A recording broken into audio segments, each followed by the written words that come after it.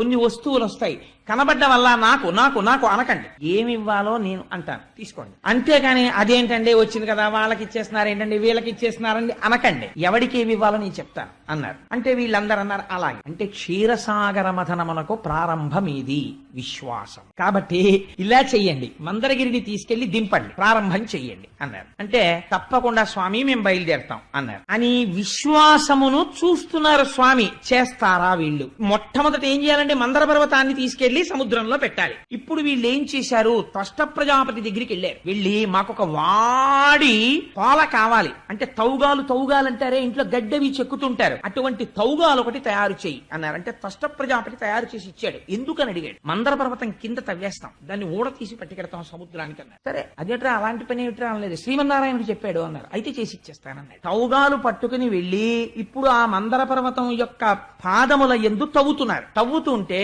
పెద్ద గొయ్యి పడింది. గొయ్యి పడిన తర్వాత ఇప్పుడు ఏం చేయాలి? మందర పర్వతాన్ని తీసుకెళ్లి సముద్రంలో దింపాలి. అందుకని దానికి కొన్ని తాళ్లు వేశారు, దాన్ని ఊపుతున్నారు. దీన్ని ఊపుతున్నప్పుట వాళ్ళు కొన్ని అరుపులు అరిచారట. అంటే ఇప్పుడు వాళ్ళు చేస్తున్నది ఏమిటంటే వాళ్ళు దేవతలు అయి ఉండొచ్చు. అగ్ని మండిస్తాడు, వాయువు వీస్తాడు. కానీ ఇప్పుడు ఏం చేస్తున్నారు? ఫిజికల్ వర్క్ చేస్తున్నారు.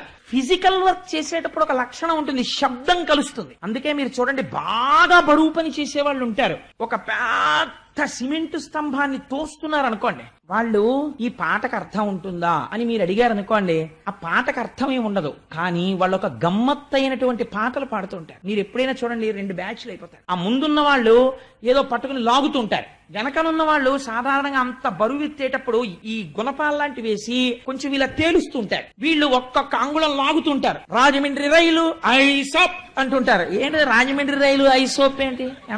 ఏమిటంటే అది భావన లేదు, ఆ పాట తప్పు, అలా మీరు రాయకూడదు, దానికి పల్లవేది చరణం ఏది అని మీరు అడగకూడదు. వాడు గుణపం పెట్టి కొడతాడు. అలా ఎందుకంటాడంటే వాడు అలా అండంలో శబ్దములోంచి శక్తి వస్తుంది. కాబట్టి ఏం చేస్తున్నారట వీళ్ళందరూ? పదవులు మర్చిపోయి అరుస్తున్నారట. జరుపు జరుపు తోసేయ్, జాగ్రత్త పడిపోతుంది, పట్టుకో అని అరుస్తున్నారట. అని జాగ్రత్తగా మందర పర్వతాన్ని అటు ఇటు ఊపేరట. ముందరి కదలాలి కదా, అది కదిలింది. కదిలిన తర్వాత ఒరే జాగ్రత్త, ఎత్తుకోండి ఎత్తుకోండి అన్నారు. అన్ని వేపుల నుంచి దాన్ని ఎత్తుకున్నారు. పట్టుకోండి, పడిపోతుంది, ఓ పక్క పడిపోతుంది అన్నారు. మనం చేసే పనే వాళ్ళు చేశారు. పొడుగు వాళ్ళు ఓ పక్కన చేరిపోయారు, గభాలను కొంచెం పైకెత్తేశారు. ఇటువైపు వాళ్ళు పట్టుకోలేపారు, అది మీద అడిపోయేటప్పటికి ఇది మీద పడిపోతే కొంతమంది చచ్చిపోయారు, కొంతమంది పారిపోయారు. అప్పుడు వీళ్ళందరూ పక్కన నిలబడి అన్నారు పడిపోయాక, ఒరే మనకు ఆయన మందర పర్వతాన్ని తీసుకెళ్లి పాల సముద్రంలో పెట్టమన్నాడు, ఆయన చెప్తే మనం వెంటనే మందర పర్వతాన్ని ఎత్తేసాం గానీ అయ్యా అలా వెళ్ళేటప్పుడు పడిపోయి మీద అడిపోతుందేమో, చచ్చిపోతామేమో, మీరు ఓసారి రెండుని మనం అడగలేదు ఏమిట్రా? ఓసారి అడిగితే ఆయనే వచ్చి అసలు దీన్ని ఎలా తీసుకెళ్లాలో చెప్పును కదా,